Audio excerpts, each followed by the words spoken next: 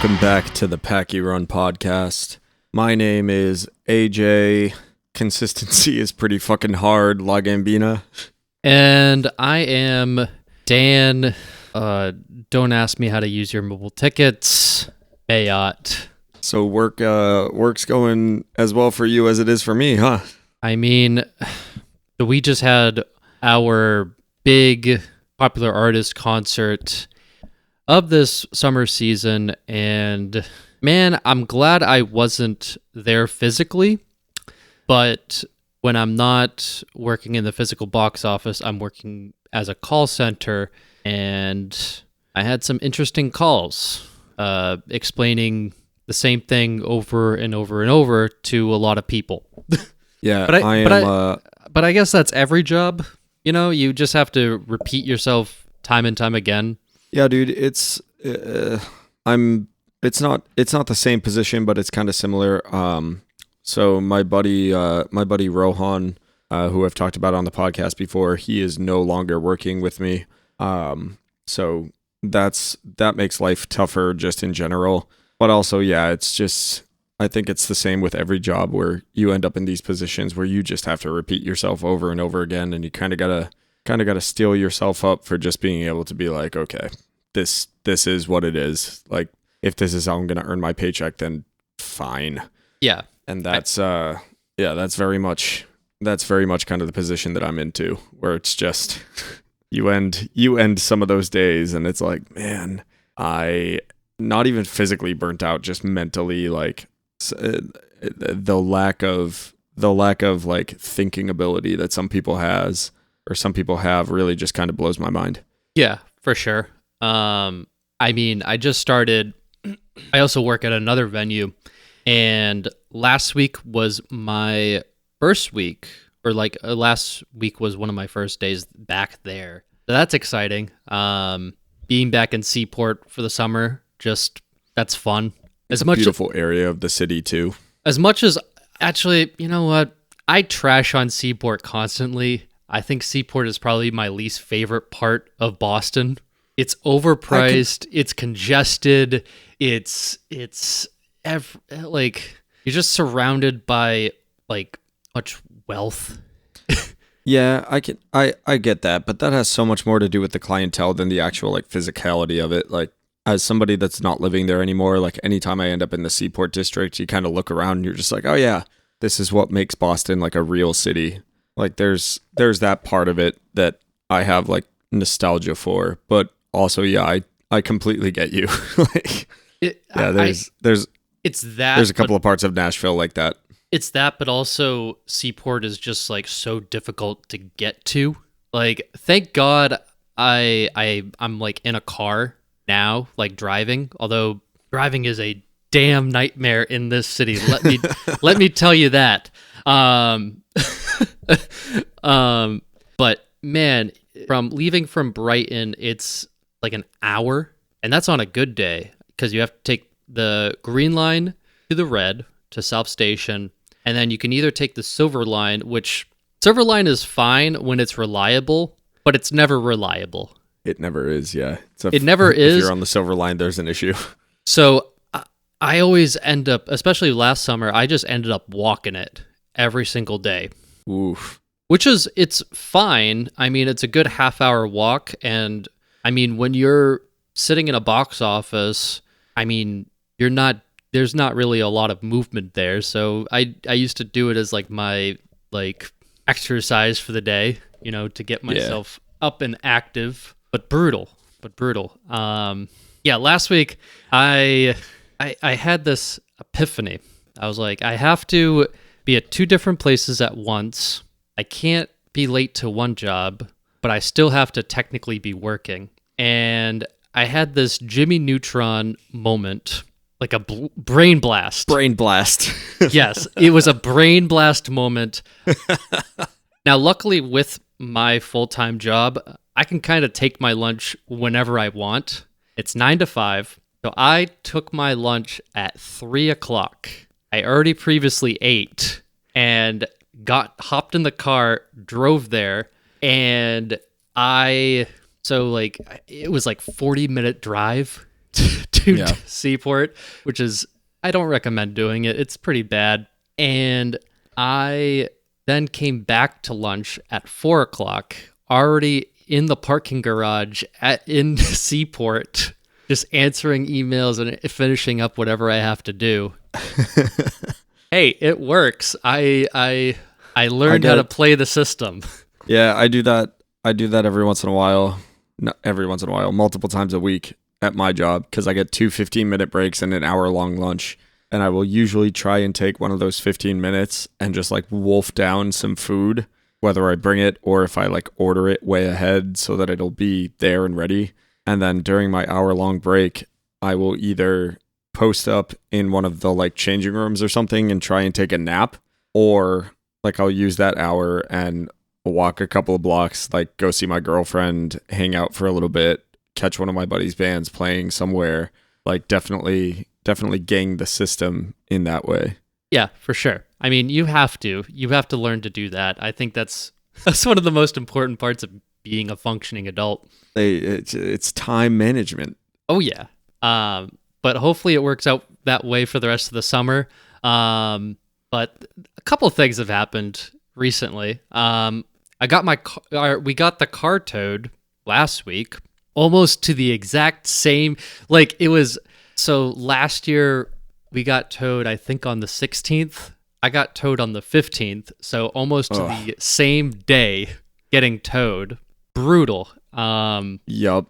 Because they are like, first up, they always want cash. They don't take card. It's always cash. So the only time that I've ever gotten a parking ticket, I didn't know that I had a parking ticket. I had in definitely Boston parked or illegally. Nashville? In Nashville. I had no idea I had a parking ticket. There was no ticket on my windshield, like nowhere. There was nothing. The only time I ever got it, I was definitely parked illegally. And I got a notice in the mail from the Traffic Violations Bureau. And they were like, you have a ticket that's like 4 months old. 4 months. Yeah. They had all of the information on that. And I called the clerk's office. I looked up the ticket online, and they have a way to pay it online, which is what I ended up doing. But I had no prior notification or anything. I just opened this piece of mail, and I was like, what? You've got to be fucking kidding me. I mean, Boston, And, parking maids love to write parking tickets like candy around here. yeah. Well, and the thing was, like, the only reason why I didn't like really try and fight it was because, so I looked it up online first, and I saw, and it was like, at that point, it was like $94 because it was so far removed from the date of the ticket or whatever. I was like, that's ridiculous. So then I called in, and when I called, they were like, I was asking them for any information they could give me, and they were like, oh yeah, 3rd Avenue North. You know, you were parked in a space that wasn't a parking zone or whatever else. Yeah, you were kind of asking for it. I was sitting there and I was like, yeah, I've used that spot more than a couple of times. Like, you got to find a new spot. That's not a real spot. It should be a spot. There's no reason for you to have literally like 40 feet between the last spot and the corner. But like, yep, I definitely remember using that. So maybe it just got blown away or what. I don't know. Yeah, that's probably what happened. I was like, okay. We got towed on cleaning day. So thank God that's not a thing. Although I wish they would do that on my street. So they'll clean the street, and if you're parked, they'll tow it, and then also give you a parking ticket as well on top of that. That sucks. It does suck. I spent a whole luckily I was working from home, and I had an hour lunch, and I was like, we have like a chat going, so I'm like, okay, time to go to lunch, and I individually messaged my manager, and I was like, oh hey, my car got towed, so if I'm not back in time, like that's why, and they're like, oh well, good luck. Yeah. So I had to take the T to the parking garage and walk where they held my car. And when I was picking it up, this girl was like arguing with the clerk. I'm just like, man, you know, it sucks that your car got towed or my car got towed but I'm not gonna put it out on this poor person right here. This is not the person that did this. Yeah, like if anything, it's my fault. Like I was the one who shouldn't have parked there, knowing full well like it was cleaning day. It was on me. Like I was like, I'm like, damn, I'm gonna be the nicest person I'm gonna be the nicest person to this. Yeah, clerk. you just gotta eat it. Yeah, just. Oh, here you go. Here's my license. Oh, here's my money. Had everything all set for them. And then when I went to go get the car, there was a tow truck about to tow it again out to a different yard, and I'm like, wait. He's like, "Is this your car?" I'm like, "Yeah." And like he's like, "Do you pay for it?" I'm like, "Yeah." And like I'm like flashing the receipt, and he's like, "Okay, get out and turn it right." I'm like, "All right, cool. Thank you." Cool. Thanks for not making me walk any further than I had to. That was like when I got towed at UNH. You got towed at UNH? Yeah, I got fully towed. I just remembered that as you were telling that story. I had it was when we moved to the Derby house, and the girl I was seeing at the time had moved into Soundview because she was going to be an RA. Right. And I went to go hang out with her because I had the day off, and it was before the semester had like fully started. Mm-hmm. And I left Soundview and I turned the corner to go to my car, and I was like, where the hell is my car?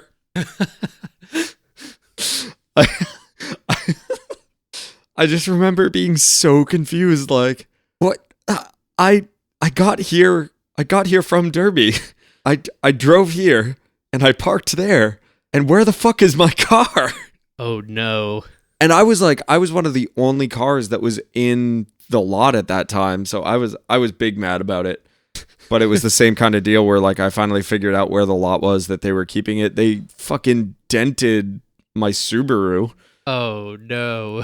Like it was clearly dented, and I believe they ended up waiving like most of the fees or whatever, because I went to them and I was like, I have pictures that I had to take to get my parking pass for the college in the first place. Right. Here's what this looked like 2 weeks ago. Here's what it looked like now. And then somebody fessed up and whatever else. But yeah, it was the same deal where I went there just tail between my legs. Like, yeah, I thought that I was in the clear because the semester hadn't started or whatever. But I guess it was like they were cleaning the lots or whatever. Fucking fine. My bad. Yeah, right. I still have. So it was the same deal. Like I'm not gonna blow up anybody's spot because I fucked up. But still, like, no, of course not. It's usually never. It's like whenever somebody calls us, it's usually never our fault. It's usually something else out of the control. I still have unpaid parking tickets from UNH. That's fucking hilarious. I don't know what that means. They haven't tried looking for money from me. So I mean, at this point, they gotta like, you haven't lived in the state for so long, like it's that, and also like they'll just tack it on to your loan payments. Yeah, just tack it on. Like, what's another $40? Yeah, yeah. What's another $40 on that? Yeah, the interest is gonna bury me for the rest of my life anyway. Fuck it. Yeah. Nah, my loan payments aren't that bad, which is there's a little humble brag for the audience. No comment. No comment. I have well, that's a perfect pivot into the fact that I have one Mr. Joe LaGambina to thank for my financial situation. And as we are recording this on Tuesday night, it is my father's birthday. So happy birthday, Dad. Thank you for raising me and teaching me to be a self-sufficient human. A nice life skill to have. Here's to you, Joe.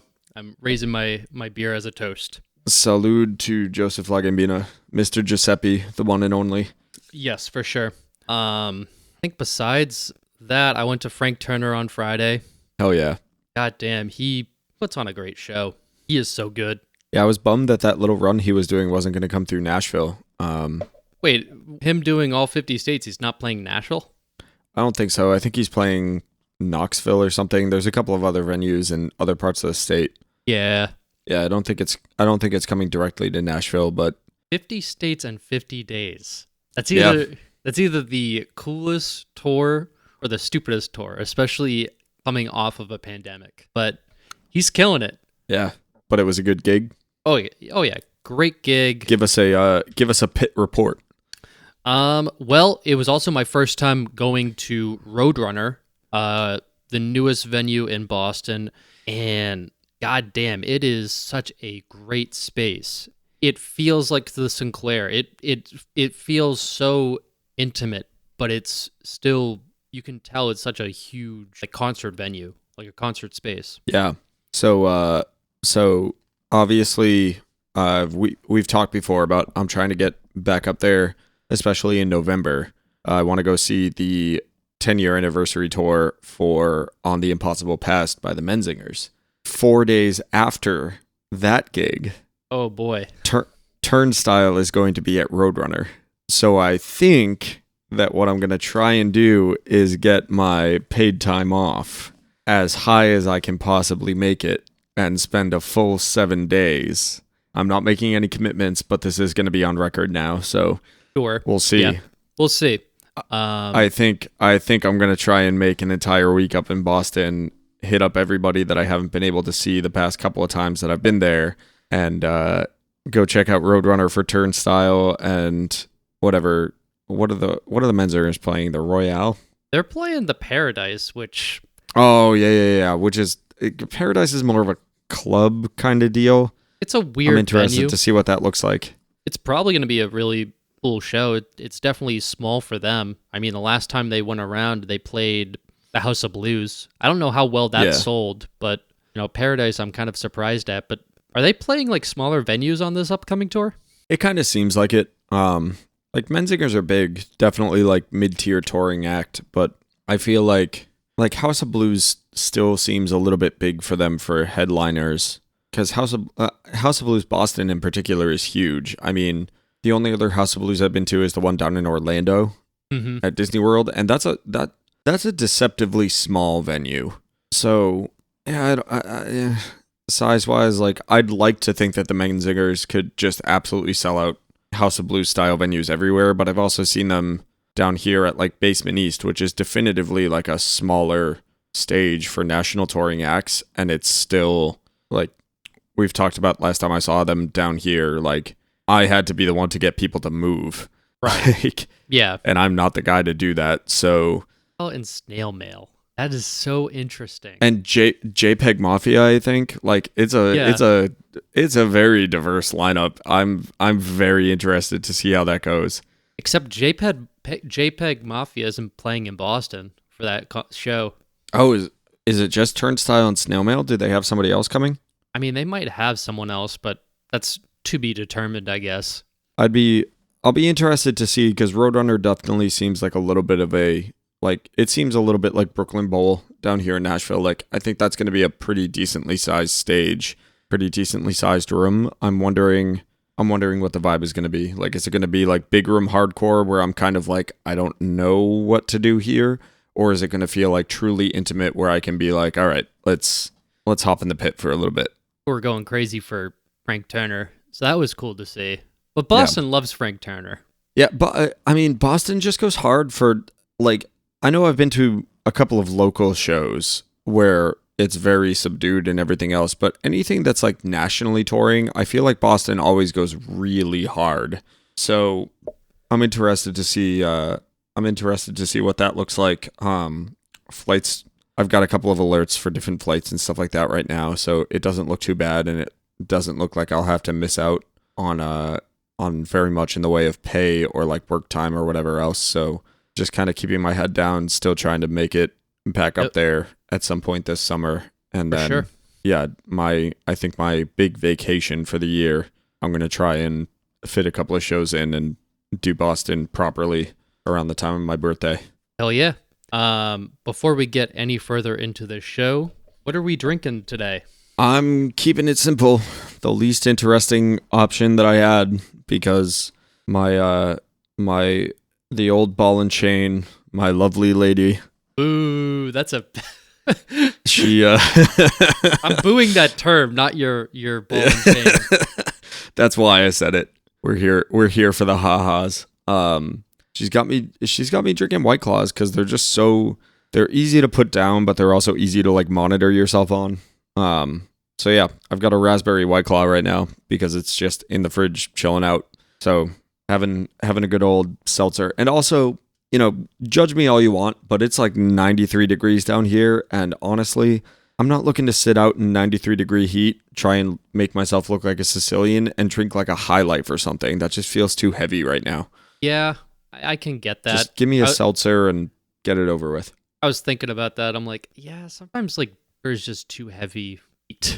I did have the other night I was out on the town. My buddy Jesse, his brother Jake is in town, and I went with a couple of Bearded Iris home styles, which are like a Tennessee IPA. Mm-hmm. Very, very juicy, very kind of like sweet to offset the harshness of the hoppy IPA kind of deal. But I really liked it. It was a nice little sipping beer, so that would be my recommendation over another fucking White Claw, but that's Fair where enough. I'm at. I am drinking Shoveltown Brewery, their beer called Cape House. So Sunday we were making our way down to Woods Hole because we were going to go, and I say it in big air quotes, camping in Woods Hole. If you follow, actually, you probably didn't see. I rarely post anymore, but we were going glamping. All right. So basically, there's like this trailer of Airstream trailers, and it's, you camp, not really camp, but you hang out, you have fire, like you sleeping out in the woods, but you have like all the amenities that you need. And before we were making our way down there, we stopped in, I forget what town it was, but we stopped for breakfast and we went to Farmer's Daughter, which some of the best breakfast you can have in Massachusetts, probably. It's like farm to table. They tell you exactly where they get each ingredient from. Nice. Which is that's really cool. Like I had a really solid breakfast. They had a brewery around the corner from there called Shoveltown Brewery, and decided to stock up on some beer before heading out to the wilderness. Yeah. And I was like, ooh, this one sounds good, Cape House, because we're essentially going to the Cape, and this is really good. It's like a dried hoppy ale, and has like grapefruit in it. It has... Cape House is brewed with wildflower honey, wheat malt, and dried hop with mosaic hops, notes of guava and grapefruit on the nose with a crisp honey finish. And it tastes like the beer that you sip on after going to the beach and you take an outdoor shower, and this is your shower beer. Yeah. That's what it tastes like, and it's great. I know exactly what you're talking about. It's such a specific thing. Yeah. But it's really good. I love that. Before we get into some sports news and stuff like that, you brought up a topic that I think would be kind of cool to talk about for a couple minutes. You were saying that you don't post that much on social media and stuff like that. Oh no. No, just on the topic of posting, like I'm very much in the same boat where I'll repost some stuff and like Instagram stories come up, a couple of times a week and everything else. But like, are you as burnt out as I am with just like, I feel like I can't consume anymore. Like I'm so sick of Instagram and TikTok and Twitter and Facebook and everything else. Like I cannot for the life of me figure out social media anymore. I can't do it. There's too much of it.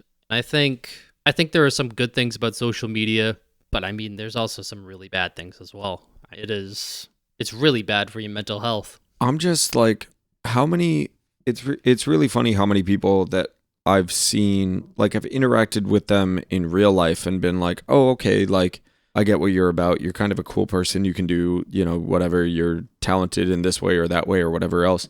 And then I see their posts on social media and I'm sitting back and I'm like, for the love of God, go touch some grass. Like I don't need any of this. Have you thought about not posting every single thought that you've ever had? Yeah, I mean, I look at I look at some of my old posts and I'm like Yeah, I cringe I'm in the at same it. boat. I cringe at it, like especially old Facebook posts. Yeah. Man, that stuff is pretty cringe. But I don't do that stuff anymore. I'm kind of, I post a little bit here and there, sometimes on my story. About it. Like, and I used to post on everything, like Snapchat, Facebook, Twitter. Now I only had Snapchat for like maybe 2 years, and I never loved it. I never got addicted to it the way that other people did. There's still some people in my life that will say like, "Oh yeah, I posted this on Snapchat," and I look at them and I'm like, I feel like such an ancient man when they're like, "Oh yeah, did you see this thing on Snapchat?" And I sit back and I'm like, no. why the why the fuck would I? Why would I be on Snapchat? I'm a 27-year-old man. Exactly. I feel like Snapchat it's for younger people. Which isn't I'm not saying that as a bad thing. It's just not something for me. Yeah, I just like, and there's so many times where I post anything, like any social media, anytime I post anything lately, within 10 minutes, I have to sit back and look at it and be like, was this worth it? Like, did I really need to share this with the world? It's, yeah. I don't think that. So, I never usually think that. I'm like, I don't know. Social media is just a way to make yourself look cool. Yeah, I definitely fall into that trap a lot. Like, look at how sick my life is. Look how terrible your life is. My life is so sick. I'm doing this thing.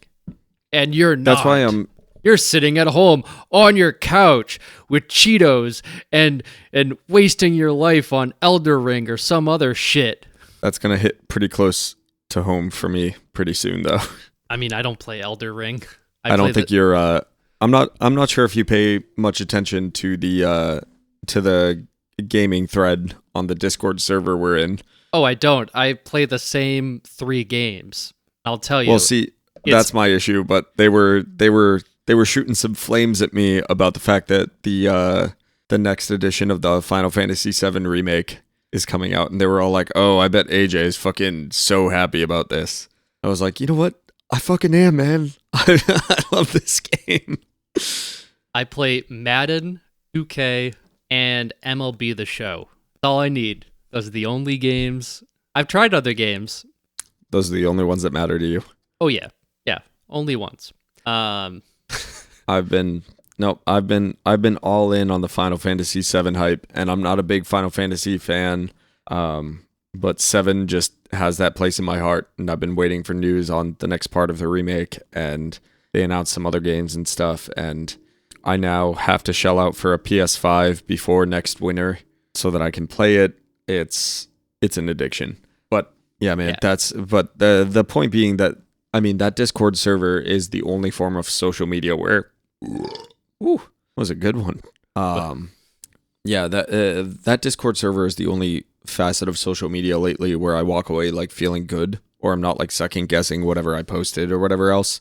Like, shout out to Sean for starting the Roger is a Clown server, because I like it because even when I'm by myself watching a game, I feel like I'm watching it with a bunch of other people, and it's fun. And even I have fun like saying shit in the server. So shout out to you, Sean. Yeah, and even post game, like if I wasn't able to catch it because I was working or I was doing something else, being able to turn around and be like reading through all the hot takes that everybody has in the moment, just watching everybody be like, "Oh, this is so hype! This is so hype!" Ah, shit! Like it's a great little community that we have there for sure. Oh, one other thing before we get to Celtics.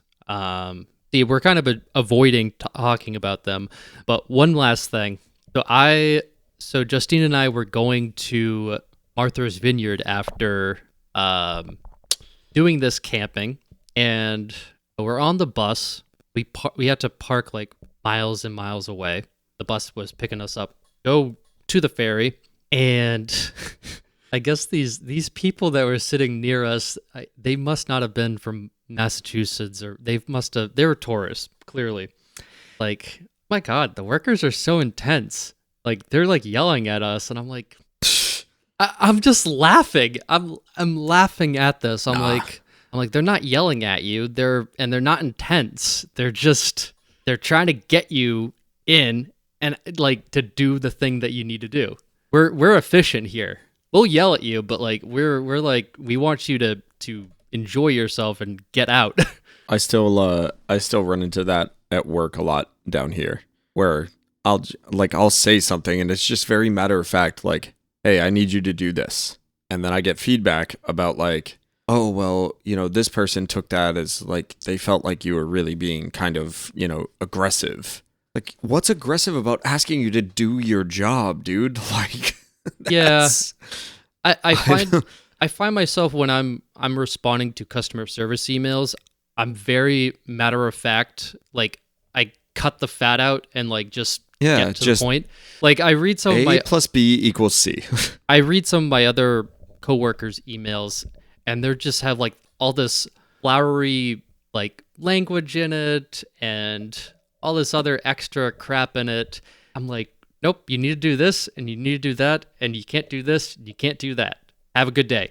Yep. Like, I am on the clock. When I clock in, when I am being paid to do something, you can rest assured that not a single thing I say is personal. I am just expecting you to do this. Again, 2 plus 2 equals 4. A plus B equals C. Yeah. I am here to do a job. You are here to do a job. I expect you to do that to the best of your ability, the same way that I expect myself to do my job to the best of my ability. I don't need to be your best friend. Frankly, I don't care I don't care. I don't care what your personal opinions are. You're here to do a job. Do the job. Yeah, fair enough. Ugh. Let's talk about the Celtics. Man. This is why I'm getting heated. Because why am I invested? I don't even like the Celtics that much. It was a hell of a season. I don't think any of us thought we would make it that far, especially after January, where we were like 27-26, and we went on that huge run, eventually making it to the NBA Finals. Yeah. Honestly, I'm proud of them. Like, I didn't see this coming, and it's a step in the right direction. I mean, obviously it sucks to lose to a team like the Warriors, but hats off to Steph Curry. He's one of the GOATs. Yeah. God damn, he is so infuriating to watch. But he's so good. It's amazing. Like, it is amazing to sit there and be able to watch him like just do his thing. So I have my personal issues with the Celtics organization. We've talked about it. I don't need to go into it. But when I found out that the Celtics were going to be in the finals, it was very much like a what's good for the goose is good for the gander kind of deal. Like, it's been a minute since Boston had a championship. Yeah, let's go Celtics. And then reading a lot of the opinion pieces and things like that during the series, it struck me as very similar to the position that the Patriots are in right now, where it's just like, we had a rookie quarterback that got us into the playoffs. And that's not enough for most Boston fans, but for somebody with like critical thinking skills, you look at that and you're just like, that is incredible. And on its own merits, we should be very thankful that we figured that out at least last season. For sure. This finals with the Celtics, it feels very similar. We've got a very young team. We've got clearly a very good coach, a pretty good, front office leadership team and stuff like that. By all accounts, we were not the team that should have been making it that far into the series. And we did. And for those first few games, we looked like we belonged there. So yeah, hats off. They came just about as close as they could have. That's, hard to root against Boston when the opportunity comes around, Of course. And I wish Jason Tatum played a little bit better. If he lived up to when he played in every other series, we probably would have been better, but probably could be talking about a championship. But they look tired out there. Well, and that's kind of the that is kind of a very Boston thing, I think, is our best championship teams are the ones that end up having to play from behind. And I think that's very true of this Celtics team. They were not the favorites. I don't think they were ever really the favorites. So for them to get there, we need to be grateful for to begin with. But you also kind of have to realize that when you're perpetually playing from behind like that, that takes its toll. So even though it's just, ideally 4 last games, 5 last games, 6, 7 last games, that's an entire season on that dude's knees. And it showed. Like, I think that was part of the issue, was just it takes a lot to get there. And especially when you're not the front runner, you got to make up a lot of slack. And if you don't have the ability to do that, you're gonna fall behind to people that have been there 3-4 times before. Yeah, and I mean, how many games did they play in the playoffs? I mean, first series they swept the Brooklyn Nets. You also have 82 games in a season, so that's 86 games. Probably like 7 the next series, 7, 6. So you're playing 100 games. That's a lot of basketball games. Yeah. Very close to one another, too. Not a lot of days off in between. Also, Robert Williams being hurt the whole playoffs. That was huge. That was a huge, huge loss. Yeah. But there's a lot of hope for the future. There's a lot of things to look forward to with this team. Unlike another Boston team like the Bruins.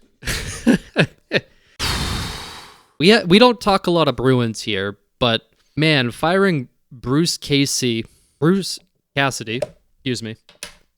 Wrong move. The Patrice Bergeron is still in a gray area. We don't know if he's going to retire or if he's going to try again. I think he's kind of looking at the front office and being like, "What the fuck are you guys doing?" We've had multiple championship caliber teams and just pissed it away over and over again.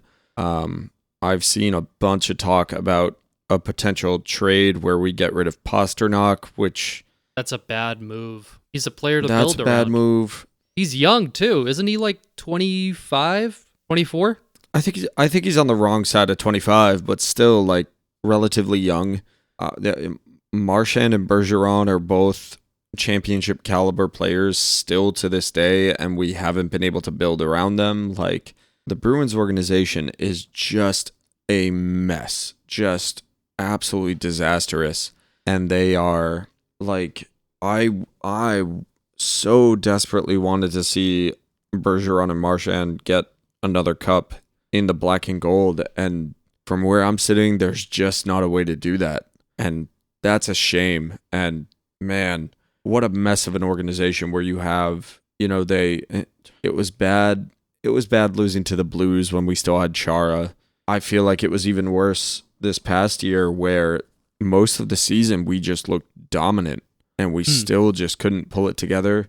I don't think that's Bruce Cassidy's fault. Like, I get that firing the head coach is like the easy kind of thing to do to kind of get the fans on your side. But the thing is that every single one of the fans that I've seen posting about it on social media and stuff are sitting back and being like, "You people are idiots." So everyone wants Don Sweeney gone. Yeah, like, just like Sweeney's got to go. If we don't, like, I'll give him one more season, especially if he can somehow manage to hold on to Bergeron and Marchand sticking around. I think he still has like a year or 2 left on his contract. If Sweeney can pull it off this year, then fine. Okay, we reevaluate at the end of next season. If we can't get even into the finals this coming season, finals. That is expectations. Yeah, if we can't do it this season, blow it all the fuck up. And just, man, I'm sorry. Marchand is my guy. I love his style of hockey, especially once he like I get that he's always been labeled as a dirty player. I think he really, in the past 2 or 3 years, has really come through as like more of a leader. He's less of just like a shithead like pest. If we can't put something together with Marchand and Bergeron, and if we can't hold on to Pasternak, like, I've never, my entire sports watching career, I've never been so disheartened in a team. Like, the Bruins are a mess.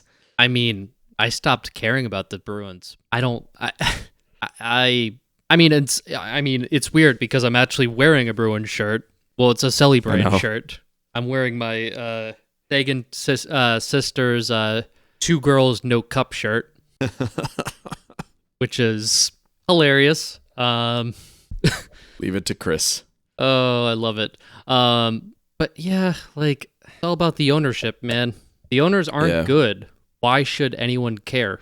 Yeah, it's a mess. It's not irredeemable. It's just like it's funny how, especially through these past seasons, like this past year, I feel like there's way less hate coming for the Bruins than there is coming from the Patriots, and I think that should be swapped because the Patriots have shown, even when we had Cam during COVID, like the Patriots have shown multiple times that they know what they're doing. They're just, they had a hand tied behind their back Right. when Brady left. Like they had exhausted cap space and everything else, and there's a very specific way that organization runs. But Well, I mean, they've had, I was gonna say we should be thanking Cam. Without Cam, we didn't have our draft pick. yeah, So you know what? Like he helped us get Mac Jones. So well, and I'll go a step further. Like without Cam, we wouldn't have our draft pick, which is kind of like that's a little bit negative because that's saying with Cam under center that we weren't doing great, which resulted in a better draft pick. Cam understood the assignment. Cam came in and he's a here comes a vocal, AJ, the biggest Cam Newton apologist. No. I'm saying like you're the as biggest you're the biggest Cam Newton apologist. as a locker room guy, as a guy As with a the Cam media Newton and everything apologist. else. Shut the fuck up. Sorry. Fine. As a Cam Newton apologist, like did he show what he was capable of on the field? At this point, I would Sometimes. say yes.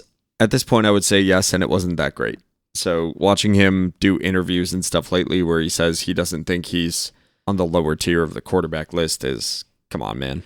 Like now he just seems desperate. But as a leader and as a media presence and as a person that could like keep the locker room together, I think Cam more than did his job. I think the benefit that we got from his best not being great was that we ended up with Mac Jones.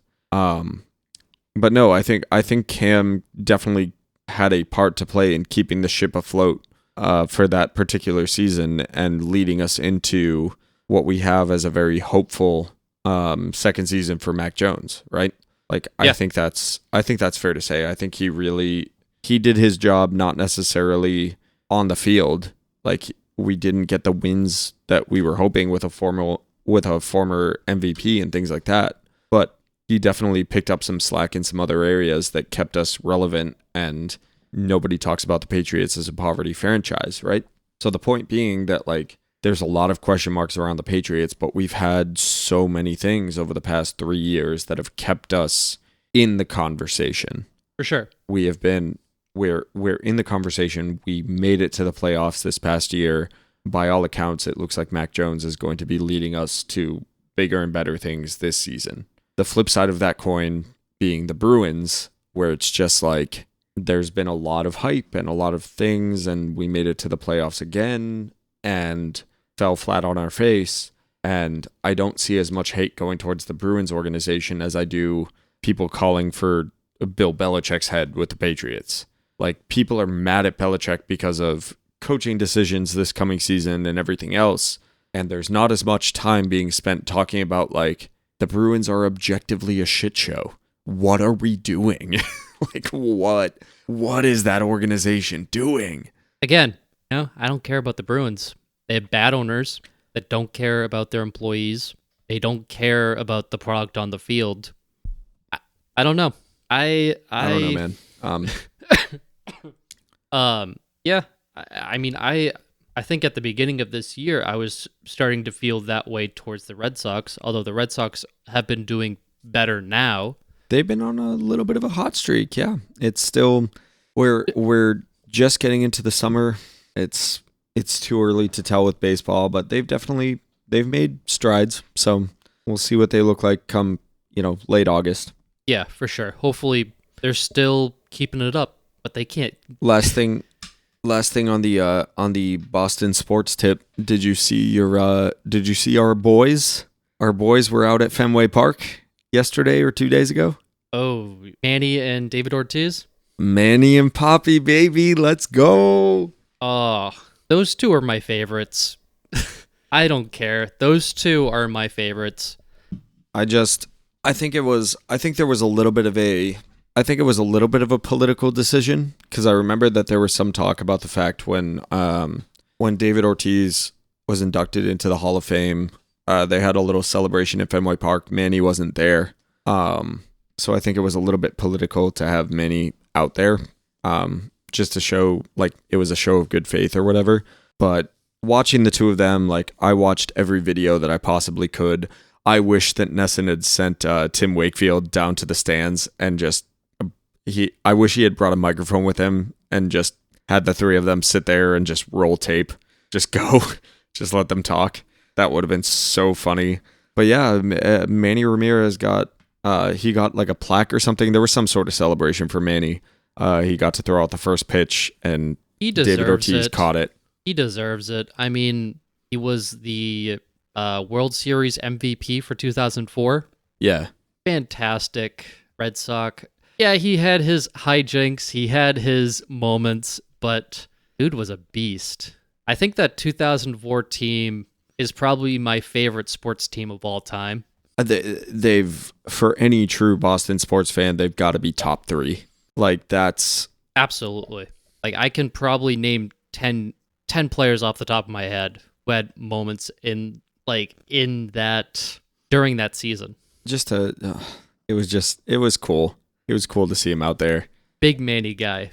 Love him. I collect his rookie cards. That's too cool. I have a couple of his rookie cards. My favorite player of all time. Probably not the greatest. He's not the greatest Red Sox of all time, but he's my favorite. He's your guy. He is my guy. Greatest is probably Ted Williams still, not Poppy. Really?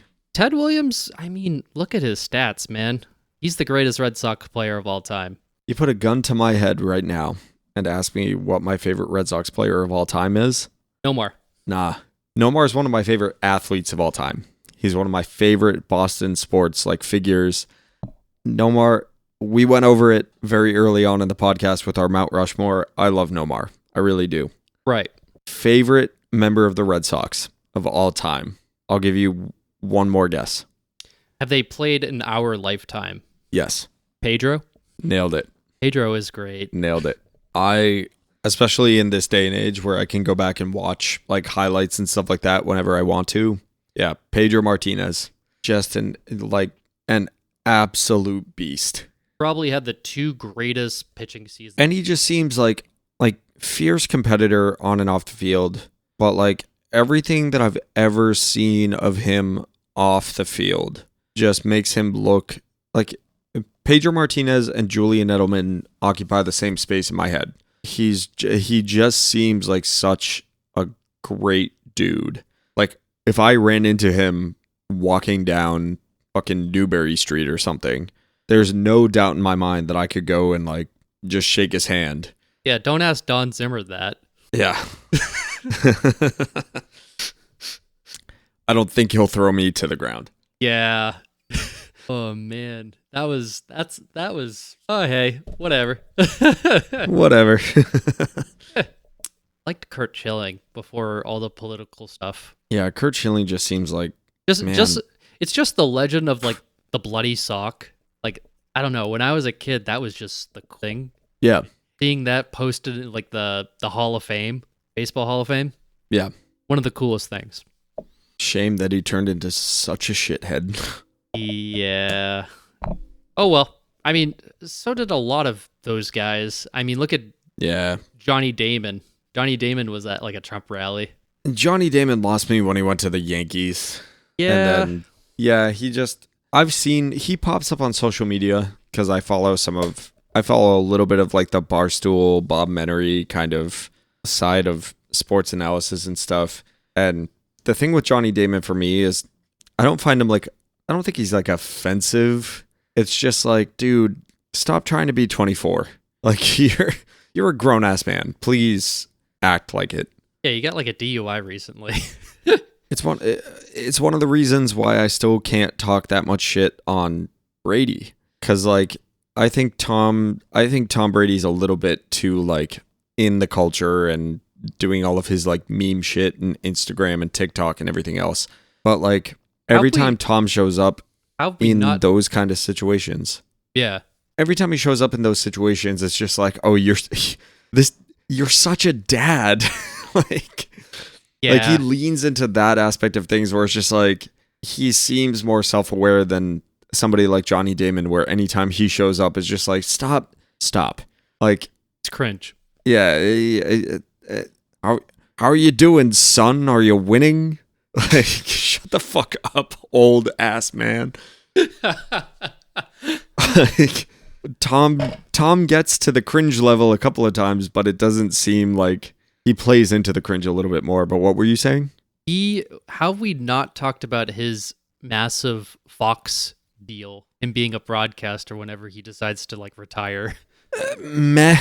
I mean, they keep trying to bring these guys in because they think they're going to be John Madden or Terry Bradshaw or whoever else.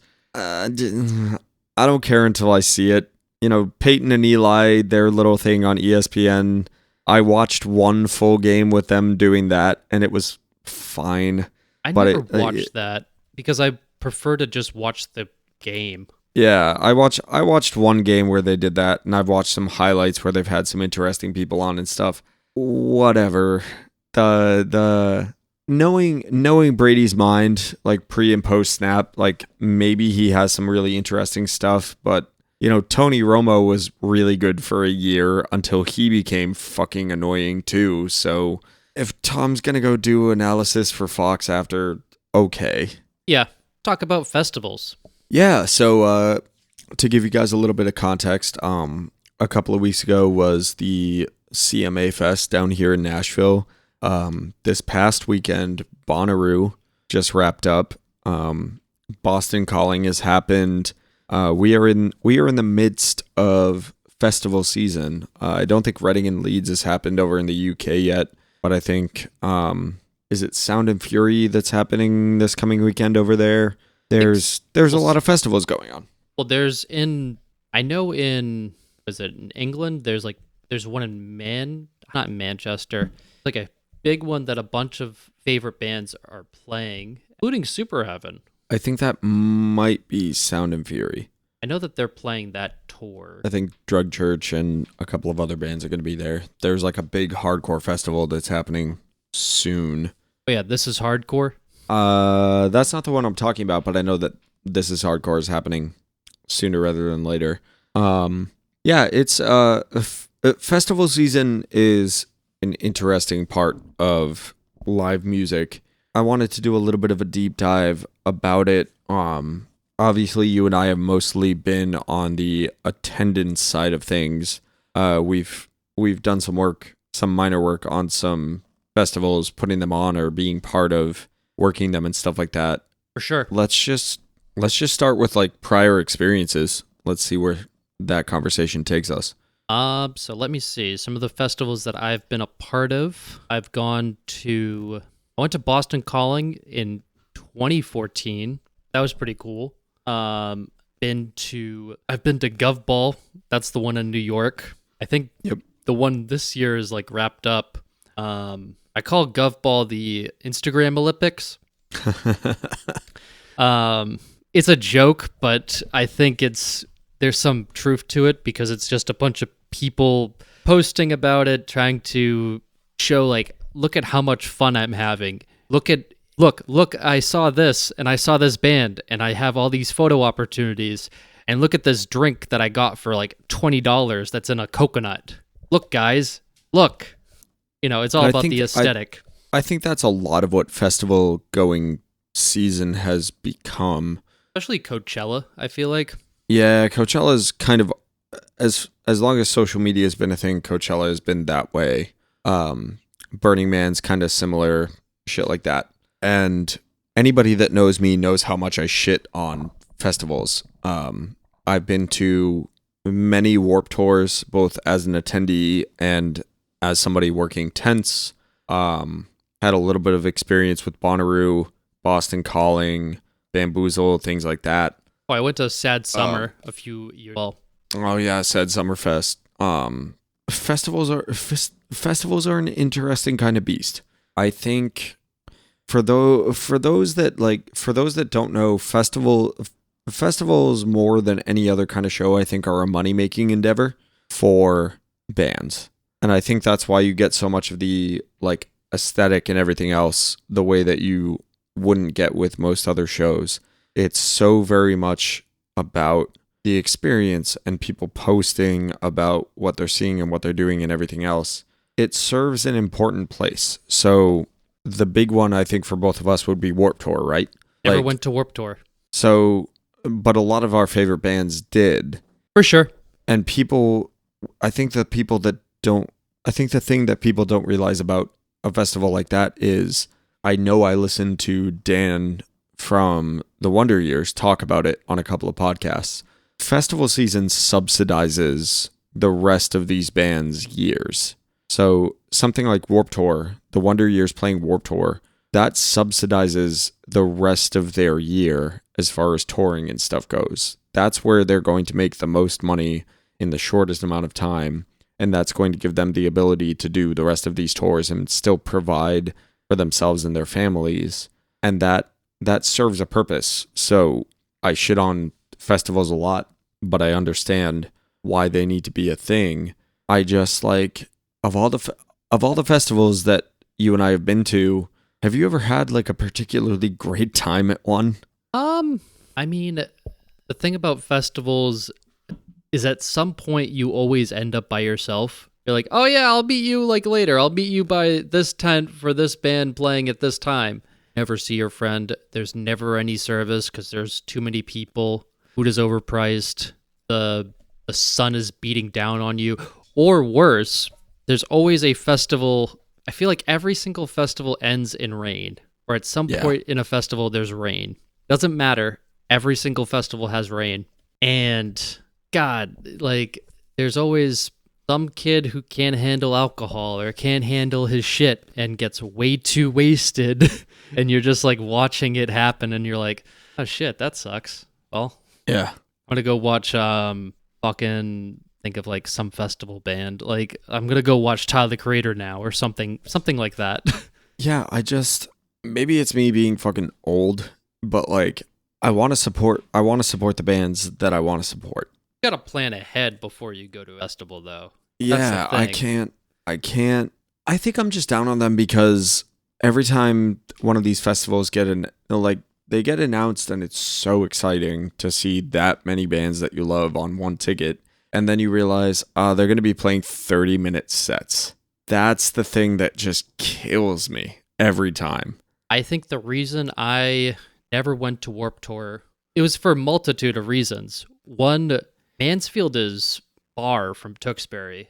That's like an hour and a half, 2-hour drive away. And it always ended up being on like a Tuesday or Wednesday.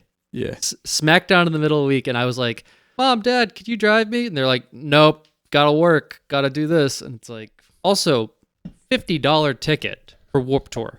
And it was always, there was like, oh, 3 cool bands that I like. Oh, I don't want to spend $50 on 3 bands I'm actually going to see. So I never went to Warped Tour.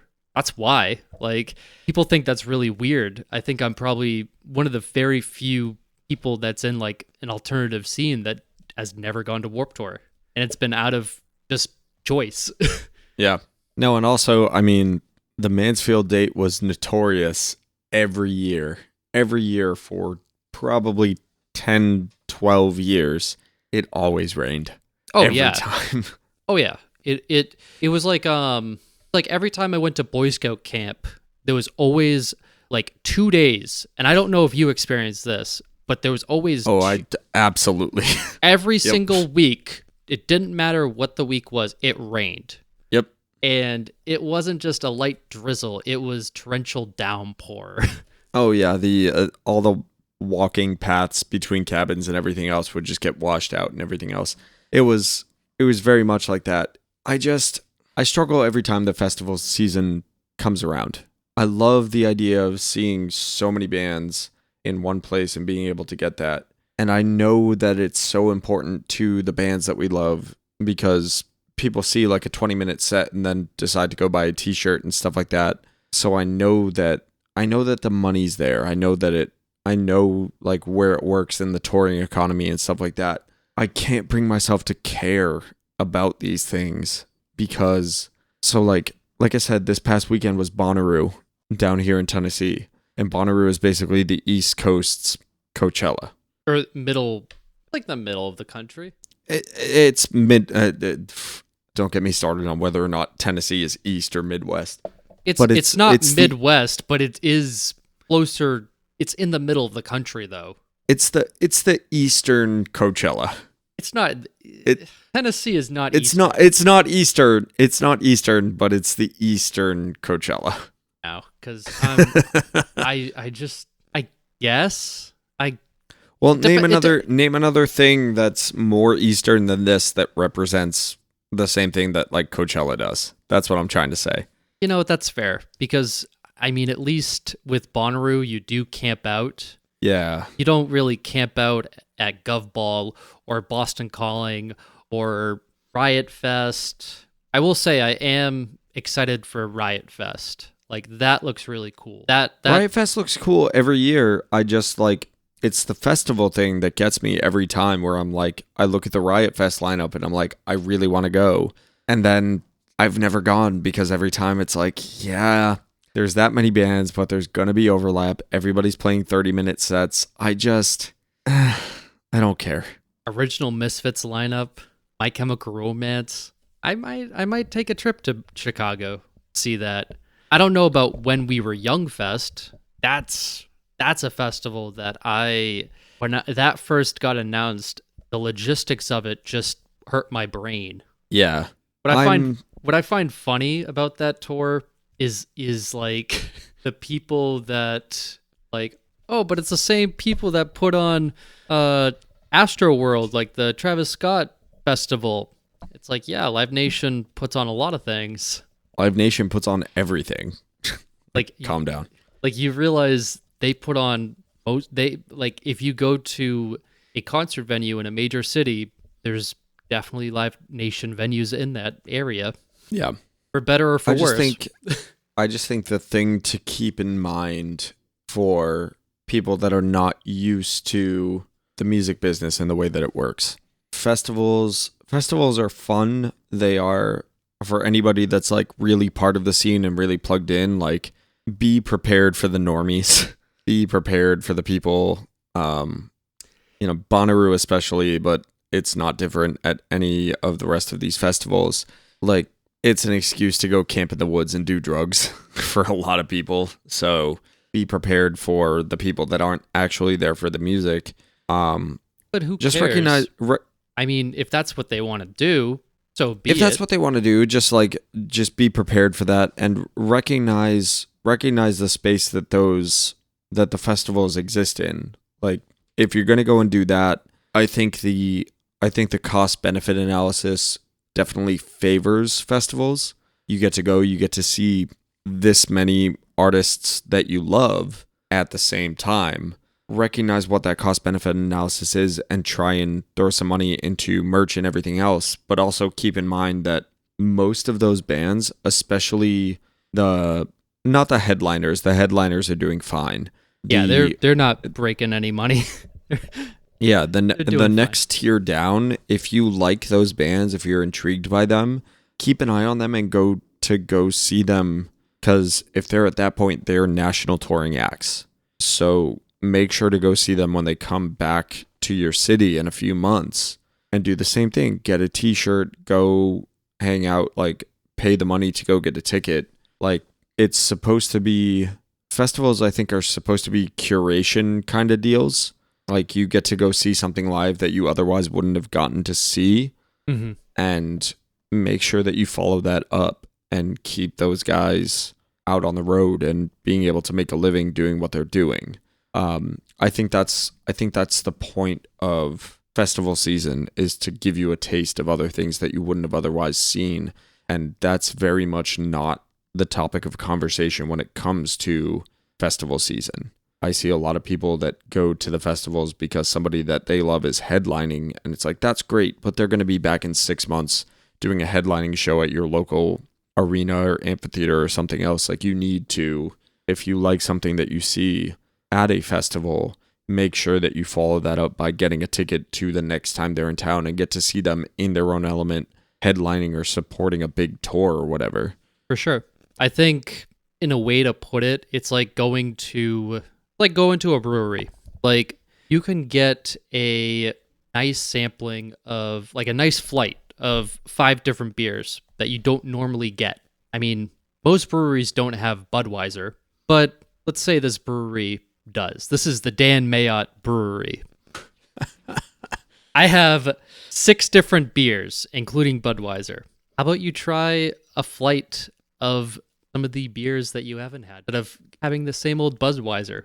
You know, try a little bit different. If you don't like it, you can always walk away and hang out by something else.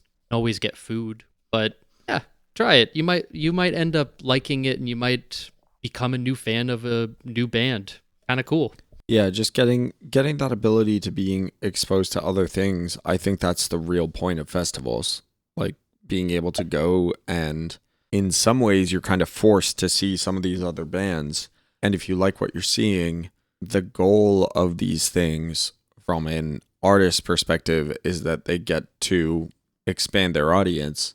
And I think that's the thing that's lost, is you need to be able to, like, think about it, recognize that, and go when they go on tour again.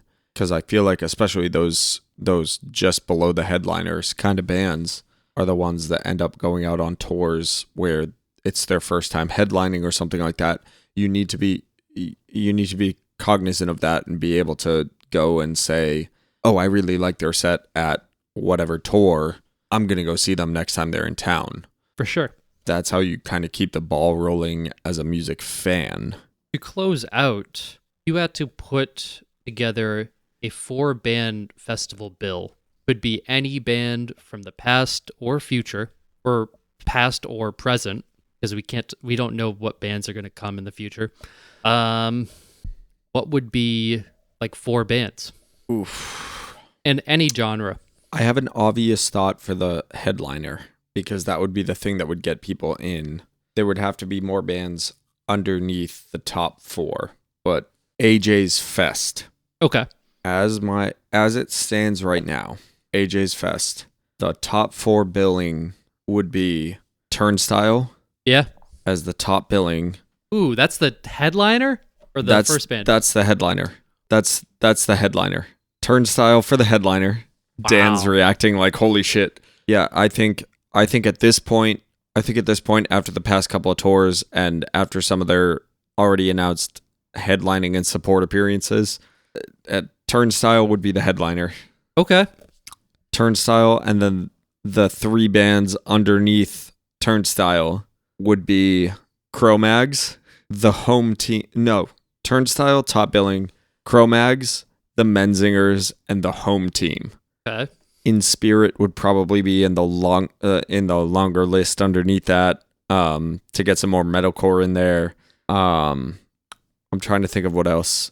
Damn, you're not thinking of the normies. Maybe a co-headliner. This would be like the Saturday night like headline for this fest, because I could go like 30, 40 deep on these bands, but like maybe a co-headline set, Turnstile and the 1975. Damn. Okay. But definitely Cro-Mags, the Menzingers, and the home team. Like, definitely a hardcore indie rock fusion tour. That would be my Saturday night kind of deal. Okay. That's an interesting take. Because I'm thinking of like true festival bills where they really try and tackle like all of their bases at once, like get something there for everybody. I think Turnstile and the 1975 really, as a co-headliner for a festival set, actually work really well right now. Like, they each get an hour-long set after an entire day of music, but the next the bold but not big font on that festival poster. Cro-Mags, Menzingers, the home team, Blacklisted. Fuck it, throw a Have Heart reunion in there. God, I definitely want my hardcore in there, but like that's pretty cool. You see, mine is a little bit off the rails. okay. My co-headliners would be Kendrick Lamar and Nirvana. And Nirvana. The fuck? I said past or present. Oh shit. You know I guess what I mean? I kind of have that covered with Cro-Mags, but go ahead. Because like Kendrick Lamar kind of for his relevancy now, especially like hip hop is such a big genre right now, and Nirvana is a timeless classic. I mean, doesn't matter who you talk to, whether it's a normie or somebody who's into alternative culture, everyone digs Nirvana. Everyone respects them. Fair enough. Yeah. I think we have rap, we have rock covered. Turnstile will be the opener, or it will be like that fourth band. Not my headliner, but they're on it for sure. Yeah. Well respected, they deserve it. I'm kind of cheating a little bit looking at like another festival, but not seeing anything I particularly like. I don't want My Chemical Romance. I don't want Paramore. I don't want A Day to Remember, but I need someone bigger and more relevant than Turnstile. That's tough. The wheels are turning. Actually, you know what? The next spot will be Turnstile.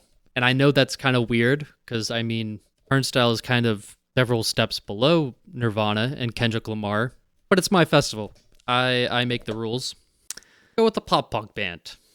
And I think for a fun band, let's go with State Champs.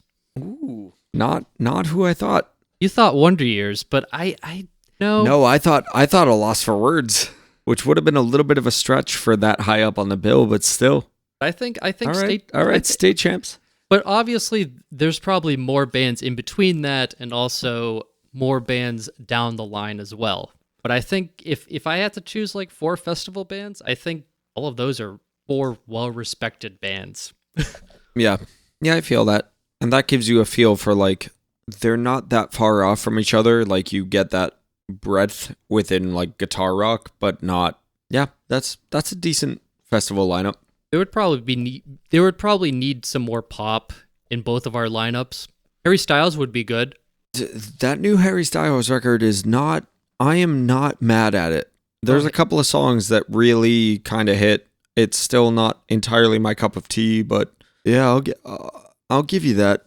Like Harry Styles is worthy to be on festivals and going to be a festival artist pretty soon. You'll see him there. Yeah. He's already at that point, definitely. But like top bill. Yeah. Yeah. So many people will travel to go see him.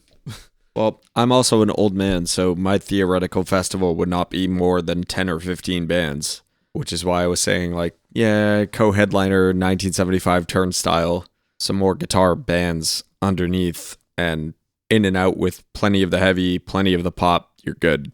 Yeah, for sure. Do you have anything else to add on your festivals in general?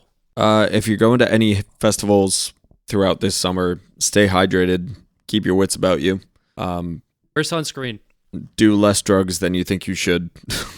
Water is your best friend, especially when you're out in the sun and drinking all day. For sure. Drink water. Also, so you don't get chapped Drink lips. water anyway.